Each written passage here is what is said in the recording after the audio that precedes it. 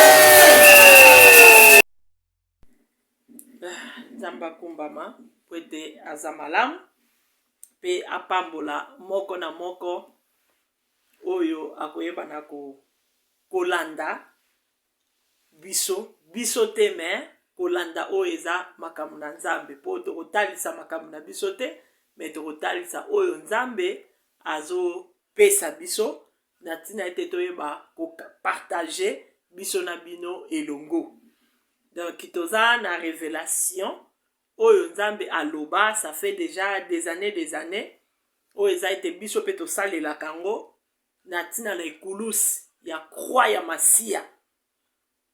Donc yango na lelo tokopartage nango eza révélation oyo Nzambe alongolaki biso nango na ignorance, apesaki yango pa mama Clara po toyeba kopartage nango.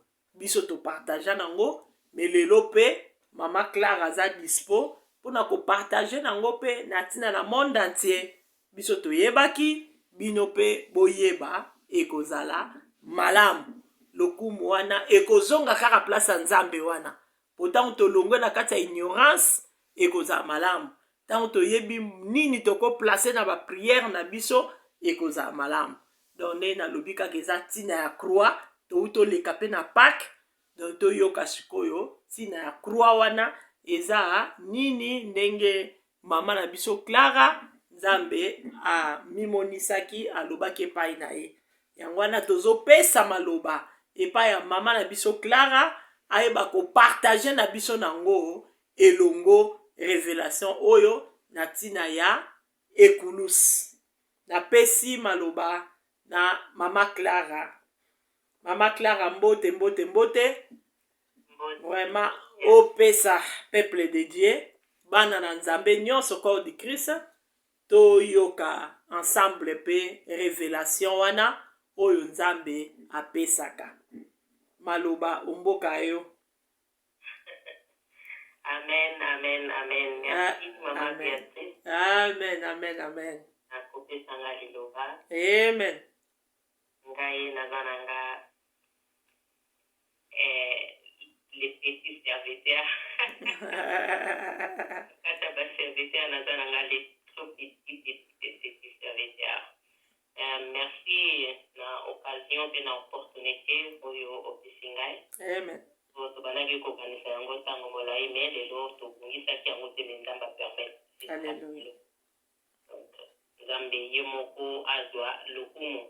Amen. Apesi bandeko ya corps de Christ mbote kinya na Yesu Masia ezala na biso. Amen. Nazaka révélation sur la foi.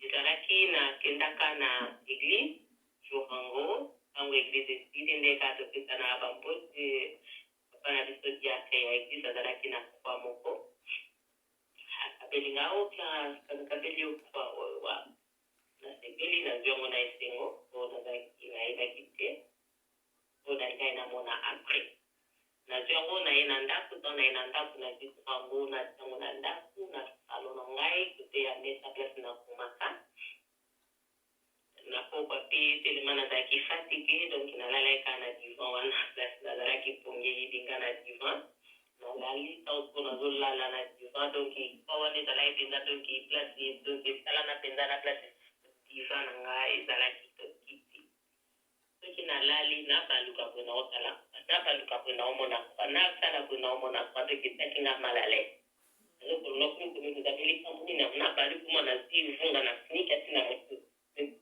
monde va parler de ça de quoi voilà donc ce que na salika kwa mal à l'aise na on comprendre na télémite ma elekaki ya na télémi na zikuwa ngona kuti ngona kati ya livre o ezalaki wana na pombi ngona saka tu ezalaki wana na mati na zongi kuna lala na zipungi tango na zipungi amoni mutaye avandi pembeni zile na tuvandi na salon ataki na livre moko ya kunene na beaucoup ezalaki album ya munene album ezalaki ba livre moko minene ya collège ezala mingi na eza livre moko ya école ezala ba photo ebele ya ba professeur ya ba levi ya ba élève oyo batanga na école wana to batutu bapasaka na école wana baza na kati ya buku wana sikoyo azofungola buku yango ntango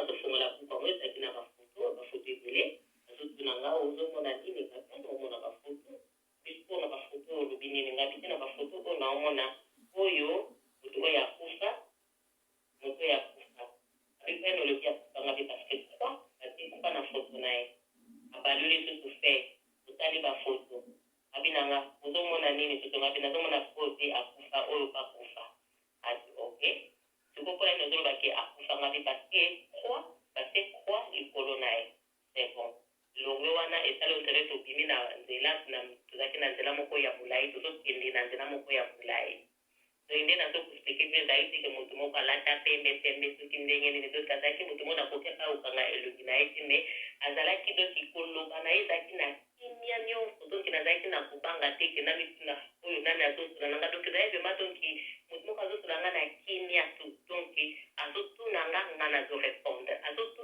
nazorépondre azobakisa te azolongola te donki ntango tokoti na nzela na ya molai abinanga nini ozomona namoni lopango moko ya monene bakultura na ante ya lopango yango na likolo eza na croix ngo na pe eza cimetière kasi mpo nini olobi ke eza cimetière wana binabi ke eza cimetière parce que eza na croix na likolo yango eza cimetière c'est bon ezalaki pe cimetière elongo wana ntango elongo wana na susu moke na bongi na lamuki kama lamuki na bandi komitu na bandi mitu na ndenge ka ezala tuko lamuki na bongi oyo banda olute likambo ezali tellement réel nakoki mpenza kogarde makambo auso tu napondeli nalali nazongi na bongi ntango nazongi na bongi natongo ntango nazolamuka ntango kaka nazolamuka na mbeto telekomande ezali kaka na mesa wana nazwi telekomande na fongoli télévision ntango kaka na fongoli doki na comprendre te parce que mona ezala soki nalamuki maza okenda na toilette to okosala nano boye osala na eloko moko mosusu me na fongoli bamoto ntango na fongoli télévision na te koyebala moko documentation moko bandaki koleka na télévision ezalaki sur la croix donc ezolakisa ndenge baromain bakotisaka ekulusu na christianisme doki bandi kotala yango doki bandi kolakisa reportage yango ndenge babandaka koboma bato mpona baimpose signe oyo ya croix epai ya bato oyo babengami neti bakrete to baoyo bazondimela nzambe donki bamosu banda mpenza kokoma bato soki baye na mboka na bino bolingi kozwa esigne ya croix te bolingi signe ya croix te na ville na bino to bolingi kozwa ngo te na bachenete to na basigne ndenge bandaki kozala soki bazobomaka mpenza bato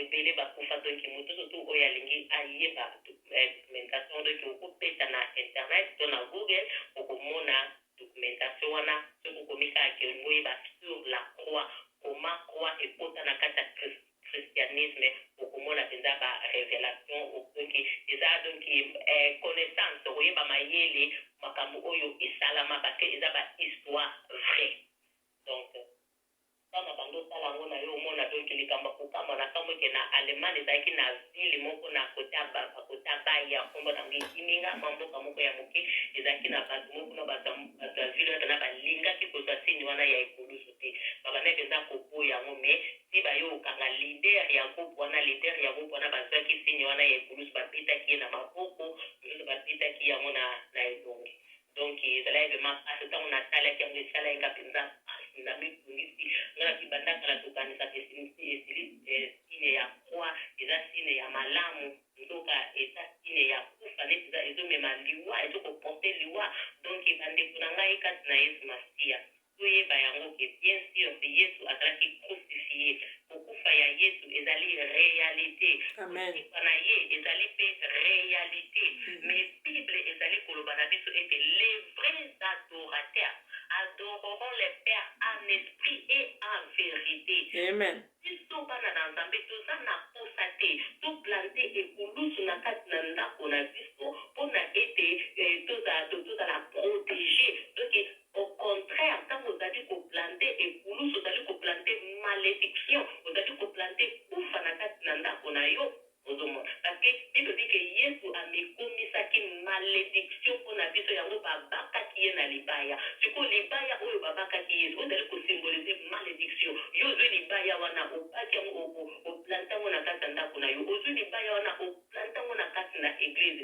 ezali koporte nini donc bible ezali kopekisa idolatrie tolongola baidolâtrie na kati na bandako na biso na kati na baeglise na biso donc à partir à wana tant natali reportage wana natali na révélation oyo nazwaki na lobino c'est Dieu qui parle avec moi. Amen.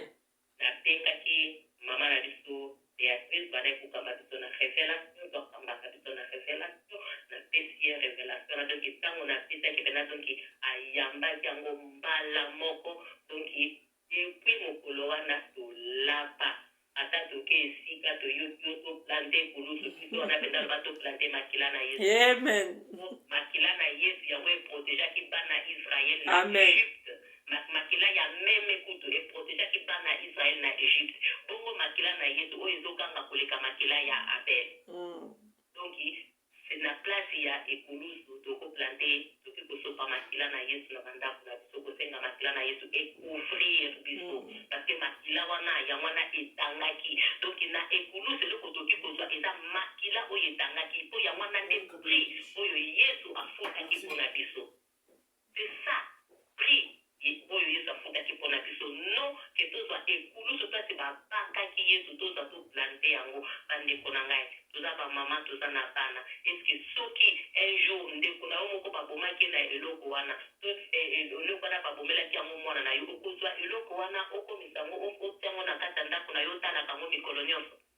Je ne crois pas parce que nga nakosalela yango te. Alors ekulusu esika nzete oyo babakaki yesu komanga nazwa nzete wana na yakokosa yango na ndako bandeko na nga antuka ntango natalaka likambo wana si lelo natalaka mpenza de jeunesse tina mokanda ya Malachi nasiki na Saint Testament nyonso nasili komona te makambo ya ekulusu natali mpe kobanda na Matthieu si na Apocalypse.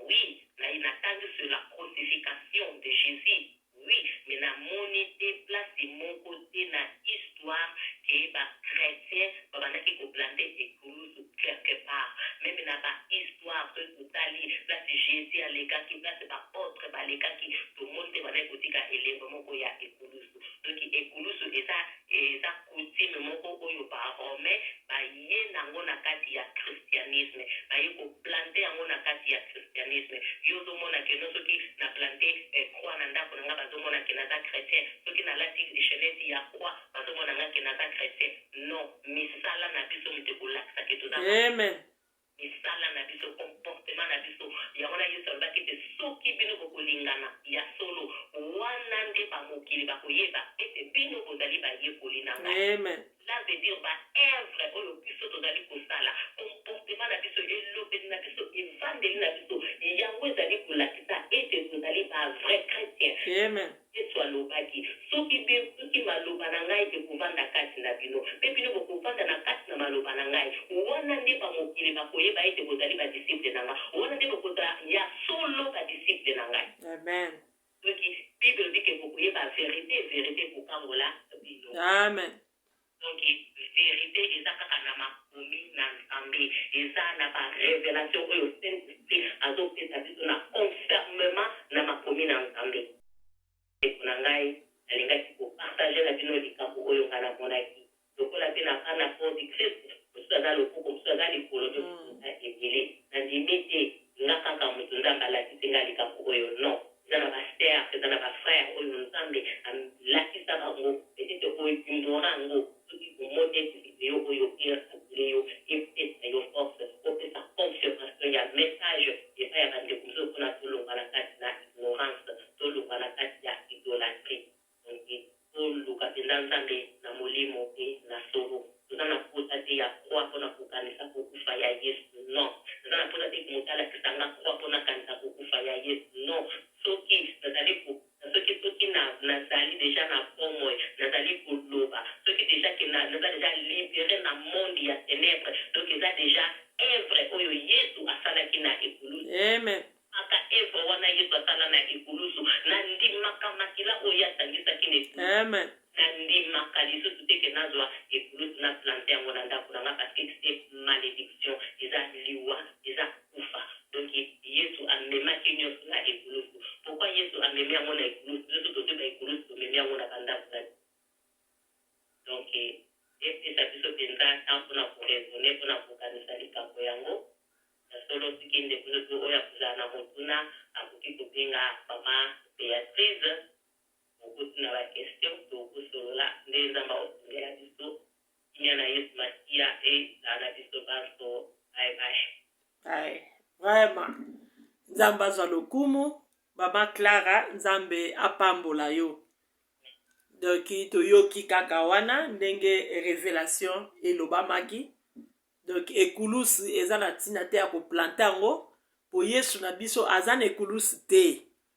Asa sekwa akufaki mpona mbala moko, abotamaki mpona mbala moko, asekwaki mpona mbala moko. Donc akokufaka lisusu te, akosekwaka lisusu te. Donc nemba lobi na biso ke tomema ekulusa Nzambe mokolo na mokolo. Ekulusi wana biso tozomema eza nde parole de Dieu. Yango nde biso tokomema nde mokolo na mokolo. Ndenge mukanda Josué elobi nango ke 7 livres et s'éloigner te pai na bino bo medita ngo jour et nuit pe bosani bochango na misala nde bokomona réussite katikati na bamakambo na bino. Donc eza te kende ekulusi nde yango tobanomema tozwi mpenza croix boye tolati tozwi mpenza croix boye totie na bandako na biso yango nde ezosymbolize Yesu. Non. Donc kondima na yo kotambola na kobanga Nzambe yango nde mutu ekotémoigner yo oyo mpenza aza mwana Nzambe. Donc yango wana nde oyo ezalaki ntina na biso topartage nango na tina na croix po tolongwa na ignorance wana ya bapriere na biso ndenge tobondelaka toplante kuluse tant mpe tozosala baservice na bandako na biso tozoplante mpe kuluse kati mpe na banzoto na biso moko otenga fo nalata croix po ezolakisa Yesu. Nani alobi ke yango ezolakisa Yesu? Eza kaka ekekwa pamba eske aroloba kutu? Eroloba kutu te, ebujaka kutu te. Mais Yesu na biso aza na mouvement. Saint-Esprit na ye ezoko mouve tango nyonso. De yango wana nde kokangama nde kaka na masiya wana, kokangama nde na liloba na ye nde ezwa place kati na biso. Yango wana nde tosalela, totosa, totambola na kobanga Nzambe nde tokomona oyo eza bikamwa na ye. Donc tolongwa na kati ya ignorance wana. Donc Nzambe na biso aza malamu, akorijaka ba oye alingaka, achatiaka ba oye alingaka. Donc na nzela na ndoto to neglijaka te, ba révélation to neglijaka te po vi na yo ekoki kofandela pe wana. Okoki kobonga, okoki pe kobebisa, okoki pe kokutama pe na ba piège. Yo moko kaka tango tire, attention te. Mais biso kaka leka ba pesaka biso ango kaka vraiment tolongwaki. Donc ezaki kutu te ke toloba lisusu ndenge nini, ndenge ni te. Toyebi ke eza vrai, eza solo po Yesu pe azaka sime kulusi te. Ndenge balongolaka ye wana bake kokunda tina ndenge 3 jours ekokaka asekwaki tomonaki ye teke atambolaka meme ata na bilamba na balingaki ye, atambolaka kameme ata soki na linge wana, atambolaka pe to na kuru ango wana atikaki kotambola nango te, meme bayekoli batambolaki nango te. Bo sikoyo biso toza balandami ya Yesu Masiya. Siko ye moko kutu kolo makambu asali yango te. Siko pona nini pona na biso tosalaka yango. Kutu ezopekisa biso babilembo mususu tosalelaka babilembo wana te. Ozwi soki foto ya Yesu, oke soki ofukameli yango, ozwi soki nini nyonso wana. Non. Donc yango wana ezaki ke tolongwa penda kati na ignorance wana ya koplantaka bakulusu, to plante nde tolona nde makila na Yesu. Po makila nde yango etangaki na ekulusu wana. Makila nde yango epeye prix ya munene yanga na yo. Donc ekulusu wana ezalaki kaka po erachete malédiction. Donc yango wana esengeli na biso to yeba lolenge ni tokoki kobondelaka ekulusu vraiment. Donc to plantaka te. nakangami na moto te to napekisi moto te, mais eza révélation yo moko mpe bondelaka nzambe na yo mpo na réalité mpe boye komona vraiment yesu aza na croix te. siko pourquoi tokobanda otiaka su croix oyo yango ezolakisa signe na ndenge nini, yango ndenge mama na biso alobi oyo yango ezolakisa signe église, yango ezolakisa toke na cimetière, yango ezolakisa signe ya kufa, na bafoto balakisi bazotuna ezolakisa signe ya kufa. sikoyo biso nde tozotia yango oyo ezolakisa yesu na ndenge nini. donc wana ekomi sikoyo ya likambo ya yo moko na masiya, comme ça masiya wana akorépondre yo mpo aza nzambe oyo ye alobaka, aza baba te. en plus mpe so natali mpe bie eza bato ebele mpe deja bapriere wana ese koma kolongwa nango par rapport ya ntango akala mpenza. en tout cas ezaka makasi oyo mpenza batikala nango baza su mingi te ya kotiaka bamakili, ya kotiaka ekulusi, ya koplantaka, en tout cas batikala su mingi te. donc yango wana ezalaki ke totalisa oyo eza révélation wana yango toyebi na kopartage nango biso na bino. donc tolongwa na ignorance wana ekozala malamu mpo nzambe ntango arevele biso eza mpo na biso malamu oyo ebombami mpe mpo na ye moko. Joseph azwaki ndoto ememaki ye petit place akomaki mokonzi. donc soki azwaki ndoto wana anegligeaki elingaki kozala pasi. donc yango wana oyo eza makambo ya nzambe tonegligeaka te. donc ntango tonéglige toya kokoma Samson, bapesi ye batalisi ye me ye azwi yango alobi omoni ndenge ememaki Samson akufa.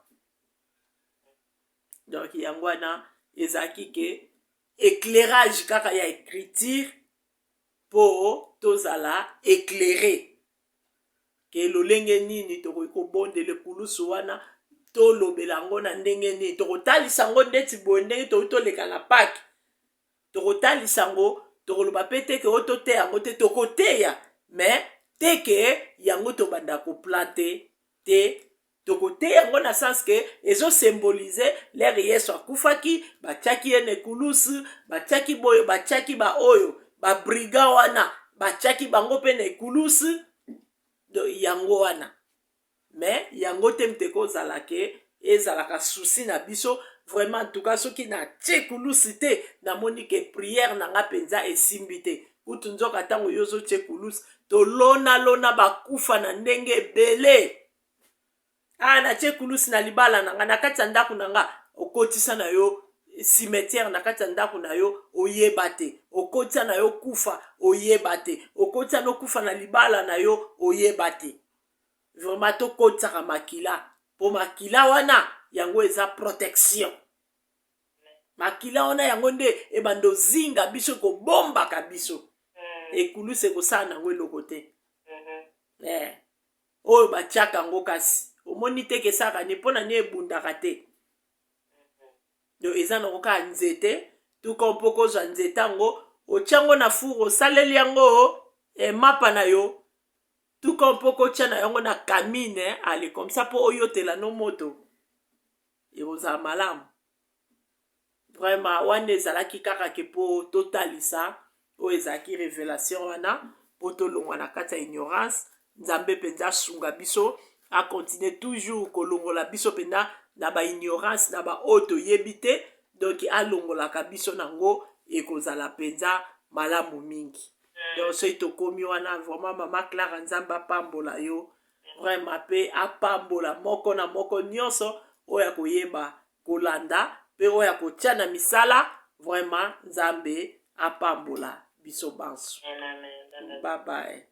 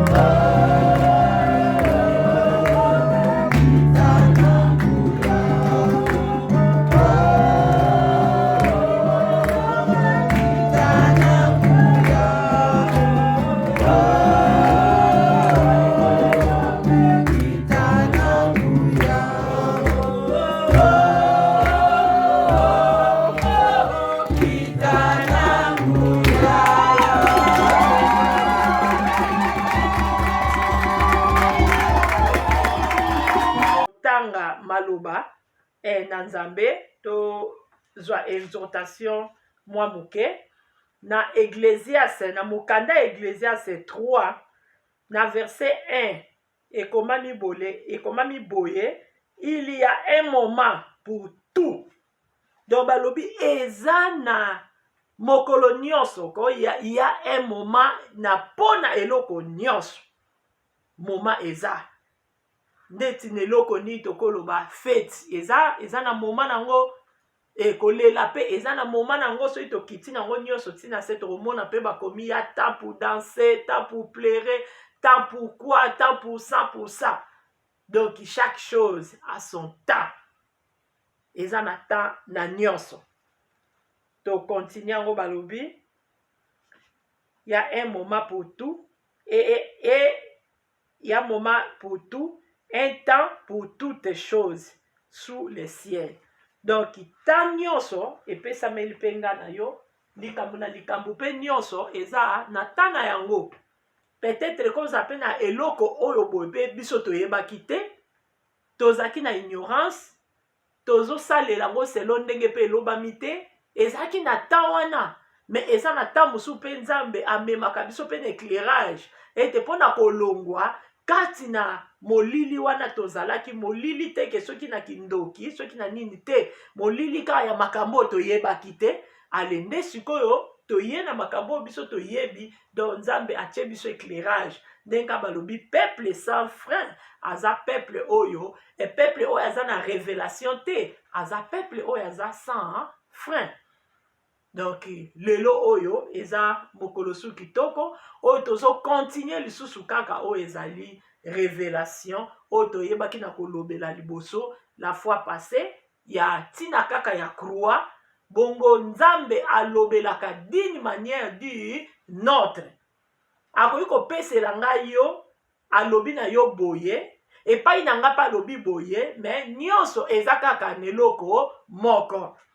Tokoki kozwa ndeti ndakisa na ndoto ya Pharaon ntango alotaki Joseph mpona kolimbola yango alobaki ezala oyo moni liboso, ezala oyo ye komona ya deuxième, nyonso ezoloba kaka eloko moko. Ke ndenge ezalaki temps na seta moko ekozala temps moko ya abondance, mais na seta mosusu ekozala na temps moko penza oyo ekozala ya malheureux, et puis penza pasi penza kokota makasi.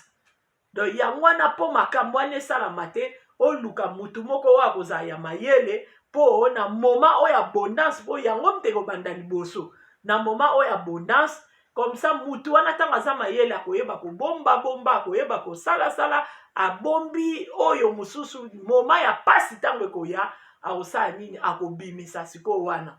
Yango wana tomonaki eteke na Egypte nzala ekotaki te po Pharaon palobi mutu ya mayele mpe tomoni aza te, mutu ya mayele yango eza kaka yo wana salango. Donc ezalaki temps ya Joseph wana ya élévation na ye. Donc il y a temps pour tout ma sœur, il y a temps pour tout mon frère, il y a temps pour tout mon collègue. Donc biso nyonso pe tozaki na ba ignorance wana, to plaçaki kulus na niveau nyonso. Na place kulus na libota na nga, na place kulus na ndaku na nga. Donc tozaki na temps wana to bande ko salela ngo. Mais temps oyo tokomi sikoyo, tozo salela ngo susu te, tozo programmer nde makila Yesu. Po ete makila yango nde sopa makine kulus.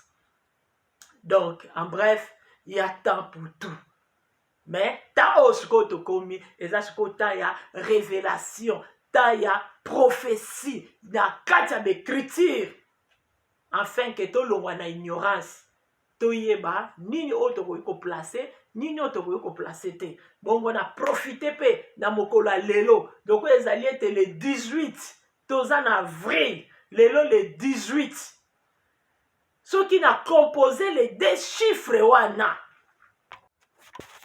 Ce qui n'a composé les deux chiffres wana, ezopesa biso 9, 1 plus 8, et ça lit 9. Donc chiffre 9, et ça chiffre ya temps. Comme peta ya mwasi azana zemi, temps na ye mwana fandra na libumu, ezalaka 9 mois. Na 9 mois mwana, temps na ye koki abimi.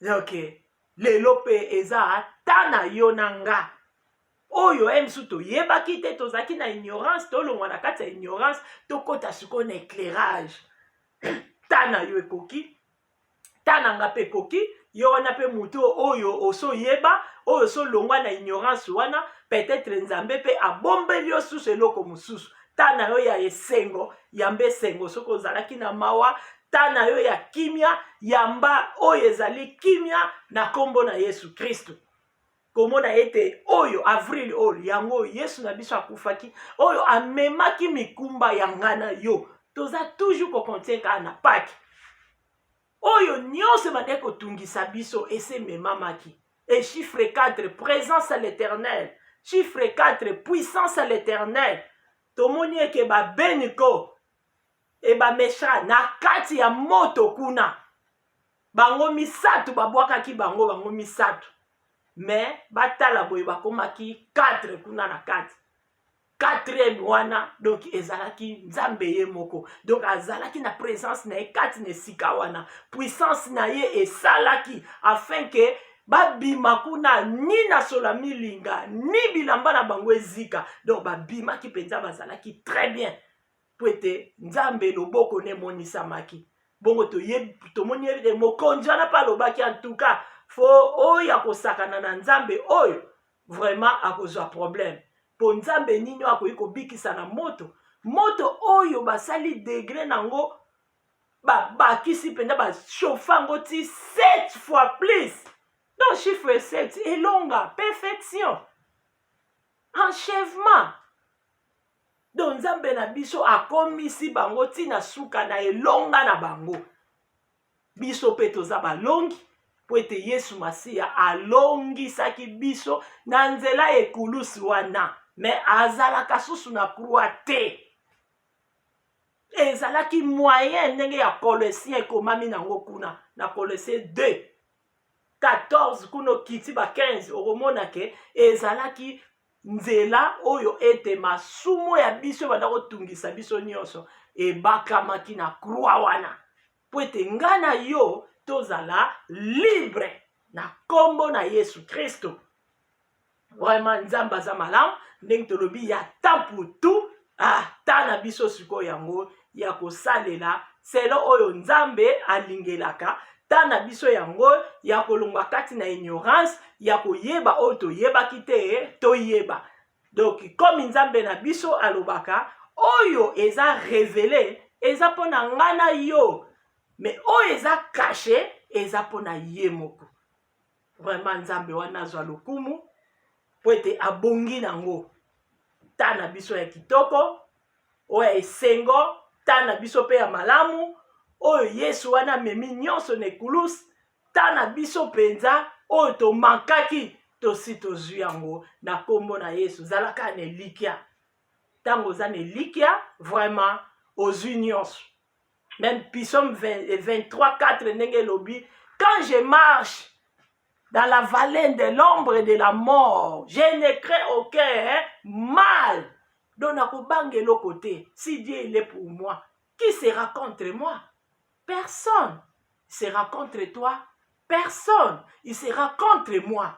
Pambate, ce n'est pas moi qui vis, mais c'est Christ qui vit en moi. Ce n'est pas toi qui vis, mais c'est Christ qui vit en toi.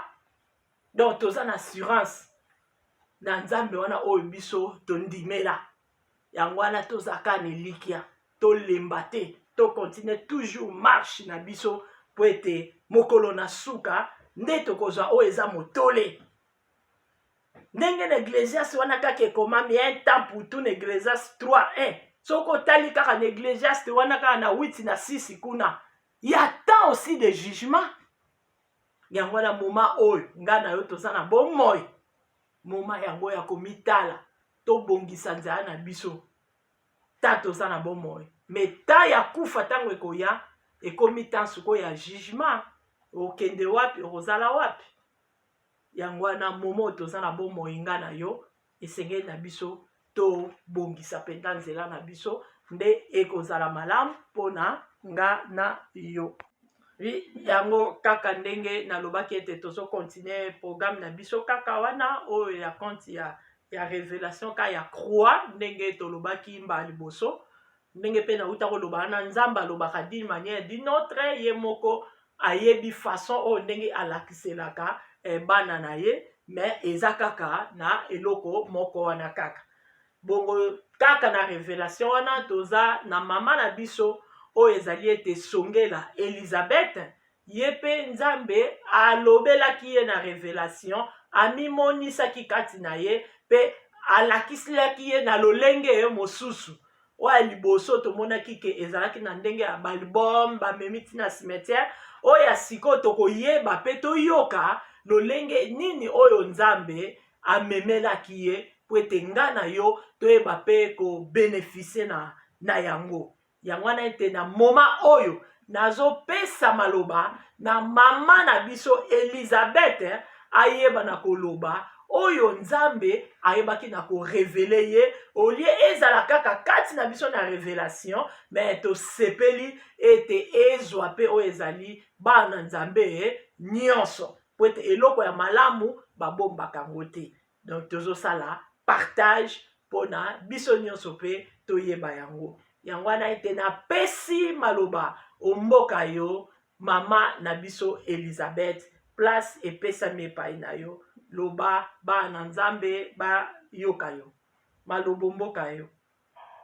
Shalom, shalom bana nzambe. Shalom.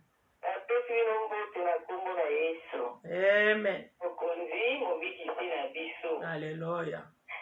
Nangaki totanga verset moko après na oloba Job 33 na verset 14 et 15. Natangi yango na lingala na kombo na Yesu Kristo. Amen.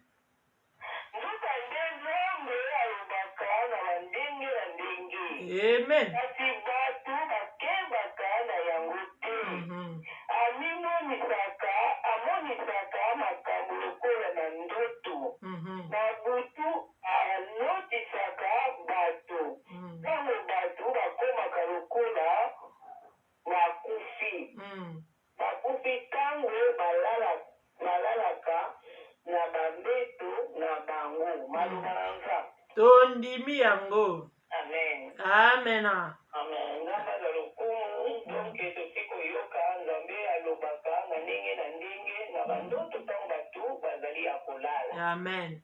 Donc ngai mpe nazalaki ya kolala ngai komona ke nazalaki na libanda nakendeki mpo nakende kovisite église moko ezalaki babati nango sika. Kasi sikoyo na ndoto wana na songe nabi nakota nanu navisite église yango. Ntango nakoti na kati église ezalaki ya monene makasi, église bazotonga yango sika. Nakoti na kati église ezalaki kitoko makasi, batie bakiti banini nyonso ezalaki eza malamu. Apres ntango na ndoto yango nabwaki miso na fixe miso na mire namoni ke batie kwa moya monene na bango sikoyo nabengi se moko azalaki wana nabi l'église ezali bien sikoyo mpona nini botie kwa na miri mpona nini na bamoko nayebisi ete kwa oyo koki kozala awa te bolongola yango apres so yango antuka adiskitaki te alobaki eloko te ayaki mbala moko alongolaki kwa yango mpona Yesu Kristo na biso azalaka mpe na ye na kwa te. Amen. Azalaka na Yesu na kwa te akufela biso asekwa aza na bomoi. Amen. Ntango nyonso na mitema na biso Alleluia. aza na mitema na biso. Amen. toza na biso na besoin te toplantaka bakwa parceke na kati na songe wana antuka kwa oyo ezalaki na mire elongwaki alongolaki yango na mire. Ntango namonaki songe wana nakomisaki nzambe alingi na ye te toplantaka bakwa na baporte partout kotango na kati ya l'église mpo emonaki na kati église. Donc nzambe alingi na ye te toplantaka yango ntango tozotiaka babiloko ya bongo eza tozosala baidolâtre.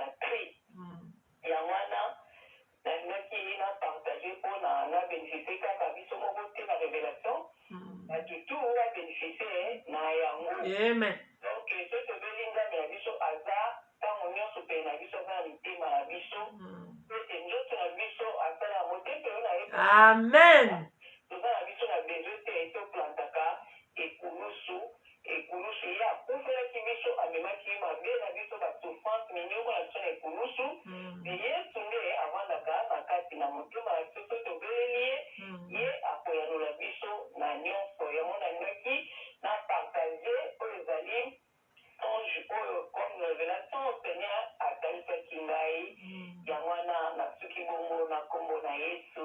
Shalom, shalom. Amen. Shalom, shalom, shalom. Vraiment, Maman Elisabeth Nzambe apambola yo. Amema yo lisusu na oyo ezali vraiment ba révélation ya kafu tokozanga te kopambola Nzambe wana. Amen, amen. Donc ndenge makomi ndenge touta koloba kaka peuple sans révélation azali peuple sans frère. Pona nzela révélation wana bomoi na yo ekobonga na nzela wana. Ba Joseph babongaki na nzela wana. Donc yango wana to négligeaka te. Ata ndoto ya mukie eza na signification nango. Lingaka koyeba elingi koloba nini. Otatone te me ezala penza oeke net. Omoni Joseph nenga bande ko limbola ndoto na ye. E bande ko kende net même ya be chanson wana tanga limbola ki ndoto na bango. Kaka ndenga lobaki yo kuna bakoboma yo kuna bakotombola yo. E kende ki pena ndengwana. Yango moni chanson wana pe bango pe bapesa ki sango wana e place à Pharaon. Ke ezana mutu azakuna oyo penza aza na esprit ya Nzambe ayebi kolimbola penza ndoto malamu. Donc oluka penza par tous les moyens oyebaka penza signification nango eza nini pe omona Nzambe akobatela yo akokokisela yo pe oyo eza posa na yo wana. Donc eza na ndoto mususu omona nazalaki na mbongo nazalaki bien nabalaki me na boye eza nango te. Elingo loba nini bondelaka Nzambe pona eloko wana eya okoki komona pe mai me fotala omoneli mai yango na ndenge nini pona moma mususu eza épreuve na moma mususu eza pe bénédiction. Yango wana to négligeaka te vraiment Nzambe na biso alobaka na ye na ndenge ebele. Pe ntango azolobela biso tozotia na misala ntango azolobela biso bikamwa na pe ezomonisama. Biso vraiment en tout cas tosalelaka susu oyo eza teke toplantaka ekulusu totiaka nde makila po ete makila yango nde esopanaki na ekulusu. Ba révélation mosusu nayebi ete si nalobela yango deja banda na 2019 po tokota 2020 tomona pe 2020 ndenge epasa kaka ndenge ekotaki na mokolo ya mercredi ndenge pe kaka mama na biso Elisabeth azwaka révélation wana na mateya nga na balisi yango na zwi révélation wana l'air na tei yango pe oyo topasaki nango Nzambe ayaki kolakisa nga te kaloba na nga bato bakokufa ebele ndenge tozokota 2020 non ezalaki a propos ya révélation ndenge Nzambe alobaka mokolo mibale yango batiaka bapiège na bango mais na mokolo ya mercredi yango baegorjaka. Sikoyo natali pe ke mateya nazalaki nango ifale nateya talaka babonane towelaka mingi koprogramme bénédiction ane oyo tokokota boye mais mokolo wana ndenge ezalaki changement ezalaki su bongo te ndenge tolobi chaque chose à son temps mais na temps wana ezalaki su likambo ya programmation te ezalaki ya likambo sikoyo toveille toprier po tokweya na tentation te. Aye natalisi bango pourquoi nalobi boye na bino toza na révélation moko Nzambe aloba na biso natia na journée mercredi mais nazotala pe ke ane yango lelo toza mardi c'est-à-dire eza ba piège déjà. Donc lobi o ndenge tozokota 2020 yango eza déjà mercredi mokolo oyo baegorjaka. En tout cas namoni penza ndenge tozokota bo ekozala na problème ebele kufa pe ekozala ebele siko oyo toleka na 2020 même nga ata banda na botama En tout cas, mbali boso na monango, Amen, amen. Wana nini nyonso wana. Ezalaki na base ya révélation. Nazui révélation wana, na balisi yango na mateya. Et yango oyo pe, to vivaki nango. Donc, tolobi te ke biso nde toza likolo, biso nde mutu nzamba alobelaka, te alobelaka pe yo, alobelaka pe nga. Na sens nini, wana za loboko, wana za likolo, wana za mutu. Donc, biso nyonso tozo former corps du Christ. Po nzamba akoki kopesa kaka mutu moko te, ke nyonso ye kaka. Non. Donc, akabolaka. Talaka oyo azwaki révélation ya liboso, azwelaki yango na sansa nde mosusu. Balakisi ye, na boye alibome, cimetière. Awa sikoyo na mama na biso, nzambe alakisi ye na kati église. Et lelo pe na l'église na biso, totiaka ngo. Okomona liboso kuna tala croix munene. Okomona peke na libanda église, ale croix. Opo yango nde lakisaka keze église. Nana lobi ke yango lakisaka église. O yango nde mutu elakisaka ke kufa ya Yesu akufelaki. Wana eske Yesu yango leka sekwaka memelaki biso ne kulusu yango azotambola nango. Non, hein? Même ata bayekoli. Non. Donc ekulusu wana nde zande liloba na nzambe nde to memango mukolo na mukolo. Amen. Yango wana nde liloba nzambe nde tokomema. O biso tokosimba pe tokotia na misala. Tokomema ngo kaka na pamba te me kotia na misala. Pamba te ya temps pour toutes les choses. Temps ya jugement pe eza ndenge Ecclésiaste 8:6 elobi. Alors, tant la biso yango lokwa toza na bon moi, moma siko yango yo ya komilengela. Tobongisa penda nzela na biso. Totala bisika nini o biso tokweyaka. To réparer. Oyo azangi masumu azate.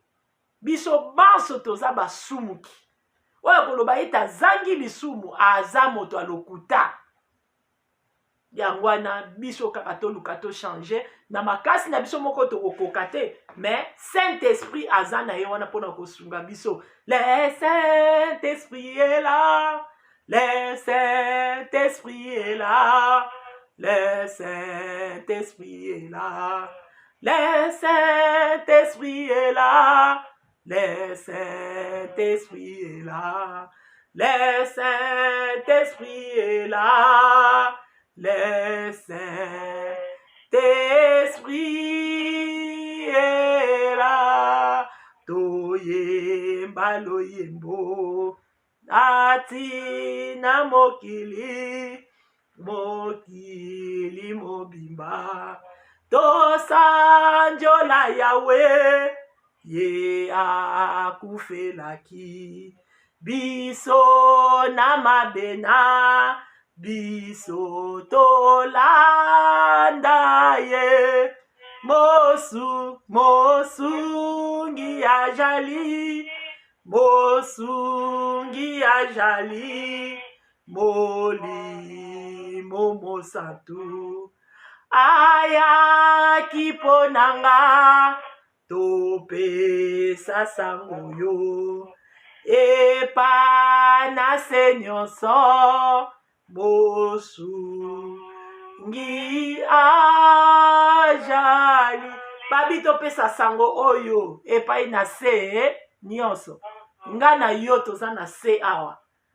Parce que na lola kuna nzambe sa kenda kobongisela biso déjà place. Moma ya komibongisa nde eza nde awa. D'autant omibongisi na yo te eza passe. Omoni homme riche kuna ndenge place akende kolela. Azozanga ta mai kaka mungongo ekauki. Ale ye wana te botinda ye. Akende koloba na 5 frères nanga baya place oyo te. Kasi 5 frères ango nga na yo te. Chiffre 5 eza ngoluti. Donc nga no toza na bon moi. Po ye déjà sa komaki na mboka bakufi. Azaki place ali ya tourma. Aka pense nga na yo. Eze sengo mingi. Balobi na epe batei baza kuna tozo te liloba butu moi. tokoyoka ngo na ba radio, tokoyoka ngo na ba télé, tokoyoka ngo na ba YouTube, tokoyoka ngo na bibembe, tokoyoka ngo na ba feti, tokoyoka ngo na balabala bato bazoko évangéliser. Donc liloba nzambe epanzana nango déjà kaka nga na yo to andirsi mitema na biso te. Donc mitema mabange bukana to tika penda liloba ezwa place esala musala nango na kombo na Yesu Kristo. Vraiment nzambe na biso aza malamu. Donc toza na mingi ya kobakisa sute wana ezalaki kaka mpona nga na yo toyeba na tina na révélation oyo ya tina na ekulusi po tolongwa katikati na berere wana nyonso. Nzambe asunga oyo pe batiaka bekulusi wana na kati église opo esymbolize église. Tout d'abord église nanu eza nga na yo nde tosangani kuna toforme nde corps du Christ. Donc tobondelaka nzambe, nzambe wana ye moko alobaka donc akotalisa pe biso po tolongwa penda pe na kati erreur wana. Basusu balataka ngo ozolata ngo pe ezomema nango eloko te. Tala kaka ndenge balwakisaki oyo moto oyo na libom oyo elakisi mutakufa awa oyo elakisi mutakufa. Donc c'est que dès tozo salela bekuluso wana tozo planter, c'est-à-dire tozo planter bakufa kati na biso. Combien de fois biso to planta bakufa na planter kuluse na libala nanga na planter kuluse na mombongo nanga ale mombongo ngo mone kufa nzoka yo moko bomango o ndoki balokinga batata basi o muto na pesa ki mbongo en tout cas zape na mabe. Ok, yo moko mutolo naka déjà ekulusi. Donc ekulusi to ebi keza na cimetière. Muto pe soka kufi ekulusi. To mona ke po ba différencier photo ango to tiaka muto ango croix. Po elakisa biso ke muto wana azana bo moite. Ndenge baloba ki pe muto azana bo moi boso ya ko luka e place ba kufi na ndenge nini? Parce que azasusu ne ekulusi te. Azape ape na kunda te mabele esi esanza ye. Mabele fungwa mabanda ko sanza biloko nyonso yo mela. C'est là au nom puissant de Jésus. Mabalo mela bimisa ba santé o mela ebima na kombo na Yesu. Balo mela bo bima na kombo na Yesu. Mabalo mela ebima au nom puissant de Jésus. Oyo nyonso ya kufa elamuka lamuka, pauvreté elamuka lamuka, mabele fungwa male banda komelango. Oh nom puissant de Jésus-Christ de Nazareth. Po ete nzambe na biso asai na biso projet ya bonheur et non ya malheur. Alobi ya yaki toza na bo moi pe toza nango en abondance. Abondance eza ya biso. Donc tant boka ukezo ya donc photo boyango. Photo lingango te. Photo aimer du bien. Vraiment nzambe na biso aza malamu. Ndenge na loba na biso pe liboso tango toza ko bondela ba prière na biso selon na sanza wana ekoteli mu koloni o ekotaki jeudi yeba pe prière a jeudi talango kana création ozo programmer mwana yo mobimba. Lundi ozo yeba ko programmer, mardi ozo yeba mercredi, donc obandana dimanche ozo programmer parce que dimanche yango eza premier jour. Et ti sabat kuna na 7e jour o eza samedi. Ya ko yeba ko bondela. Nde ko za malamu. Mote ndenge na lobaki kaka ane ndenge ezokota mercredi ane ya 2020 wana ndenge ekotaki mercredi na lobaki kufa ekozala ebele. Omoni kufa oyo ekotaki ebele. Oyo tokota oyo eza ekotaka vendredi. Alors ngana yo toza na capacité wana ya ko dominer likona milimo nyonso. Ekotosa yo kaka zana kondima. Nde totambola na crainte à l'Éternel pamba te moyini wana za ko rode. Ndenge bakende ko kwesa dana Eve. Combien de bateaux baza jaloux na yo nanga. Ya wana tokeba. Po balobaki bo garder, bo bâtir, bo garder. Donc po to garder malamu malamu esengeli na biso foto bombama na Yesu Kristo. Molimo mosante kosunga biso nde tokoyeba ko bombama kuna malamu. Vraiment nzamba kumbama na ye pambata bungi nango. Vraiment mbote na monde entier mobimba. mbote mbote mbote mbote na biso banso. Vraiment Saint-Esprit ye moko azwa contrôle ya bomoi ya moko na moko donc oyo aleki moninga aza te. Talisaka place ya Nzambe mpe Nzambe akomema biso na éclairage na ba oyo bakozala nango na doute na ba oyo bamonaka ete kulusu wana yango ezolakisa tokanisa Yesu azaka su na croix te. Amen.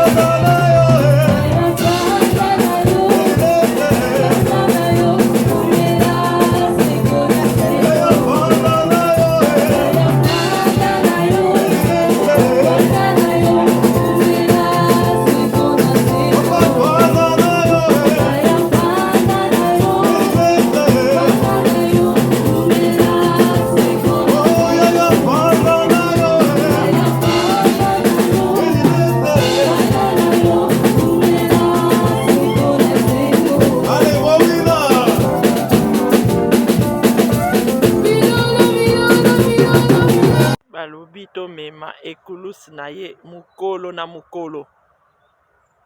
Donc eza kaka tomema nde liloba na ye to mettre yango en pratique.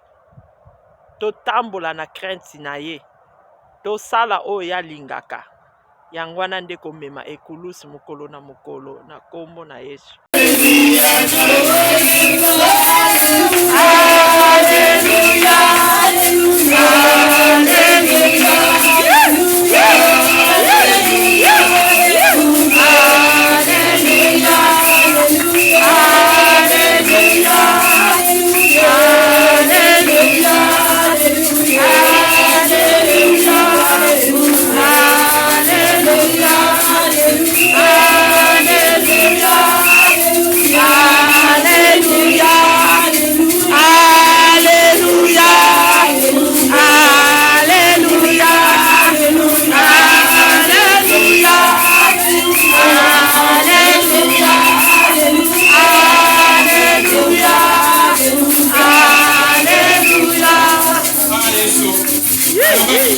Wana ete me ebina kokota na mukolo ya poso samedi ete na création samedi eza ete 7e jour Vraiment, lolenge koti kaka na 7e jour, eza repos, eza enchèvement, elonga, perfection. Vraiment, totambola na crainte na ye po ete tomona elonga. Totambola na crainte na ye po ete acheve biso. O ekokisamaki te na bomoi na biso, ekokisama. Na kombo na Yesu même o ebebaki, aza na capacité ya korestaurer yango ndenge ekomami na Joël 2:25. Akorestaurer o nyonso ebebaki. O nyonso bapuku babiliaki. Na kombo na Yesu Kristo, akobongisa yango au nom puissant de Jésus. Abengaka mpe na existence eloko eza te ekoya na kombo na Yesu Kristo. Yawe ekotisa biso na kati ya repos, Dieu de gloire. O emankaki biso des années, mankaki biso kobanda janvier, avril, tokoti mai, Dieu de gloire, acheve biso Seigneur. Tokozanga te kokumisa kombo na yo. Kotisa biso na repos santé, acheve biso na repos santé, na revo mabala, na revo kimia, na revo na repos o eza ete ya esengo, na repos o eza ya bolamu nyonso laka biso salela biso projet ya bonheur eno ya malheur. Dieu de gloire mema biso na bolamu na biso, acheva ngo nyonso ba blocage ya ba lanterne, ya ba limitation, ya beshek ya kotuna rond na bengani yango kende na lieu des arides na kombo na Yesu Kristo. Yawe sala biso ngolu papa, to mérite te mesala biso faveur, kombo no ekumbama esanjolama na kombo na Yesu. Merci Seigneur Jésus-Christ. Amen.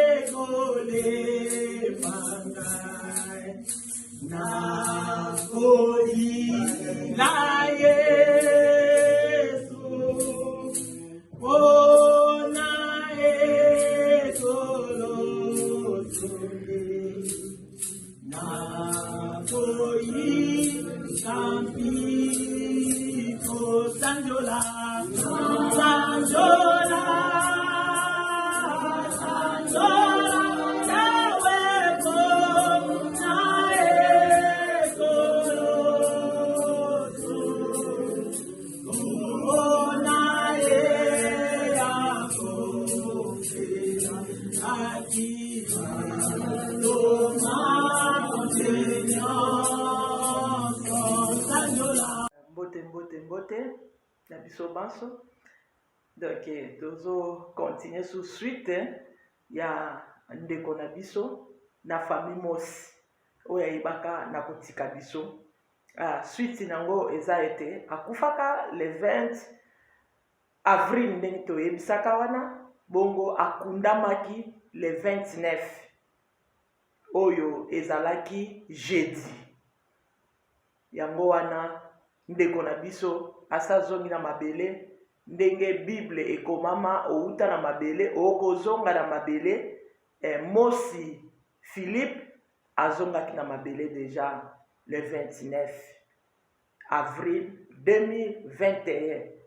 Donc nzambe akumbama, nzambe oyo apesaki po toza bapaya, nzambe oyo pa récupérer souffle na ye. Donc ndeko na biso azongi déjà epai na se na mabele epai oyo ye abimaki. Tokumisi nzambe po ete nyonso eleki mpenza na kimia. Donc nzambe akumbama na ye. Na koyebisa kaka na libota mosi nyonso eza pasi mais toza na choix te. Donc nzambe wana fo azwa lokumu na nyonso oyo apesaki mpe ye azwi. Yango wana nzambe wana apesa bino courage, courage, courage. Na foyer mosi Philippe, courage, courage. Elikia na bino kaka na nzambe, nzambe atikaka te, nzambe ba orphelin, nzambe ba veuve aza na bino. Vraiment losambo kaka makasi. Avec Jésus, nous ferons des exploits. Yango wana famille mosi mobimba. Na sengi bino courage, courage, courage vraiment. Saint-Esprit asunga bino, bo yamba penda courage wana na kombo na Yesu.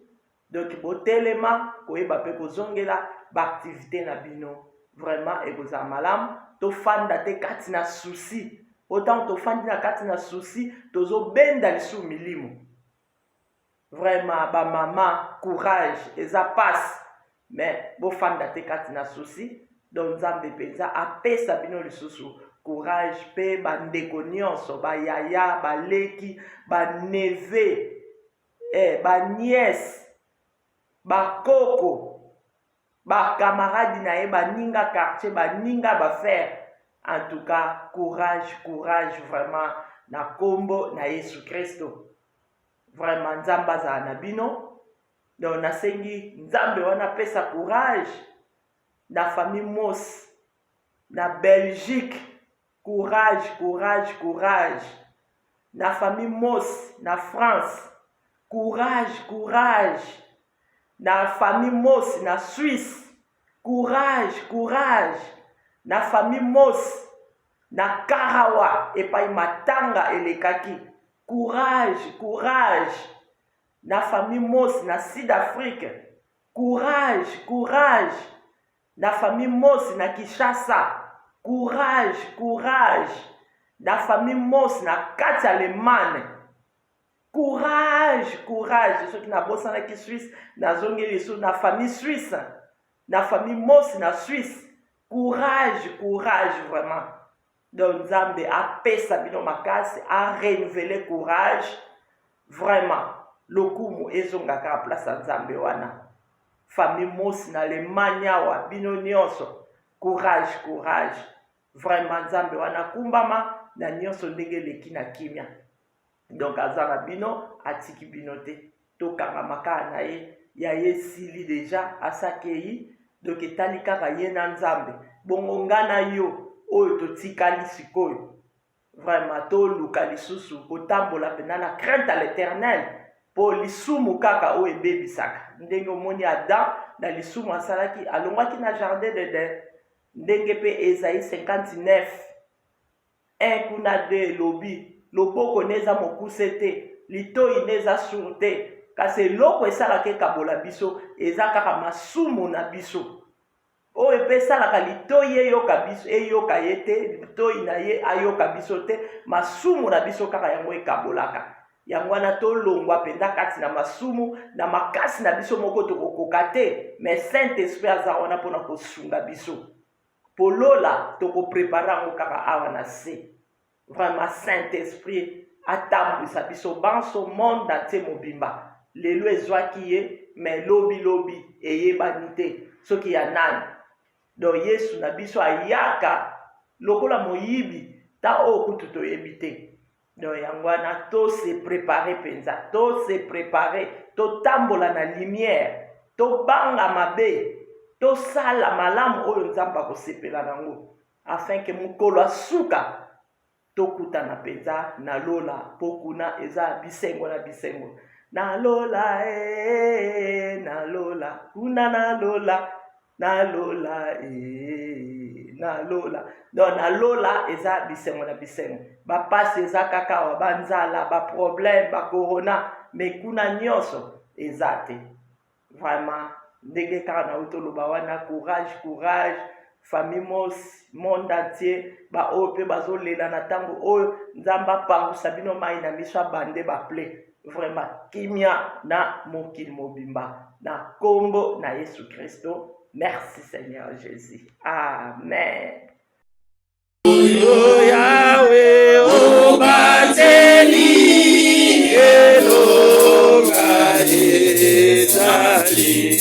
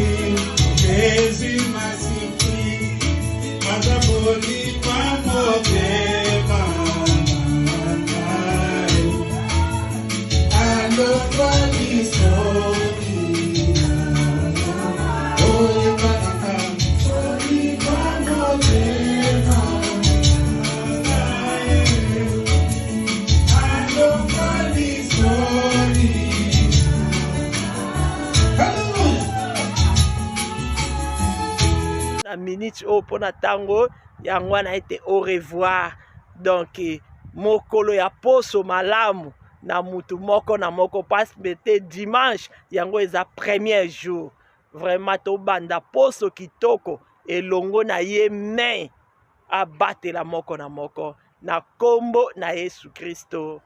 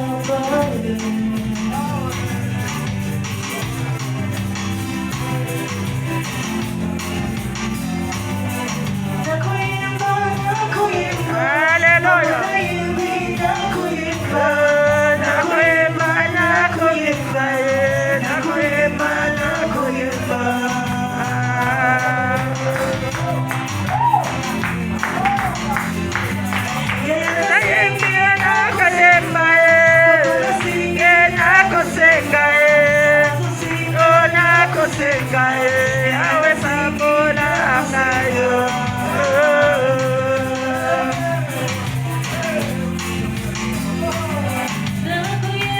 nakoyemba nakoyemba nakoyemba nakoyemba nakoyemba nakoyemba nakoyemba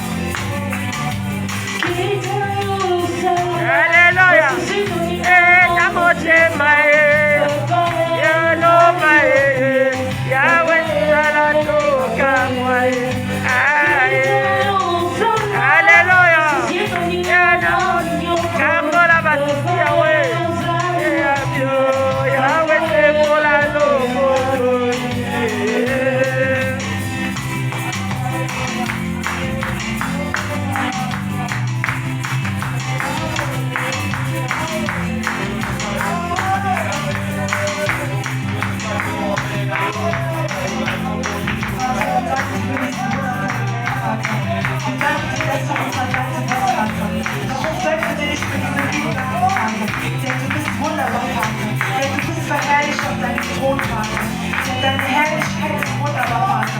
Warum sollten wir nicht mit diesem Gedanken dachten? Warum sollten wir nicht starten, Vater? Denn du bist verherrlicht auf deinem Thron, Vater. Denn du bist verherrlicht auf deinem Thron, Vater. So wie du auf deinem Salut, j'espère que vous allez bien. En fait, c'est plus pour les diasporas.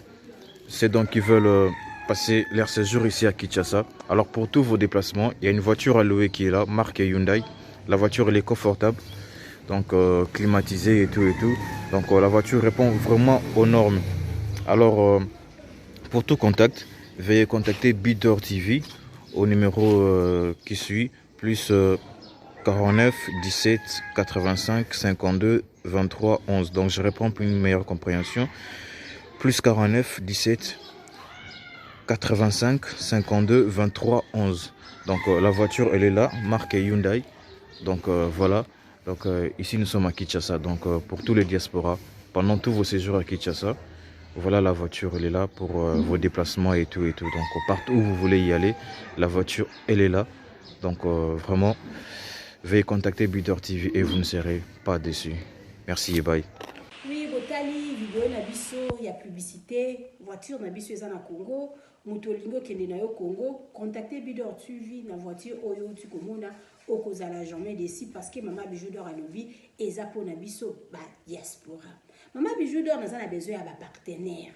Yo partenaire place aux alliés, contactez Maman Bijou d'or. Maman Bijou d'or a besoin de micro, Maman Bijou d'or a besoin de ordinateur. Vous sepela na musala nanga soko lingi au soutenir Maman Bijou d'or na musala na ye numéro nanga ezawana. Merci.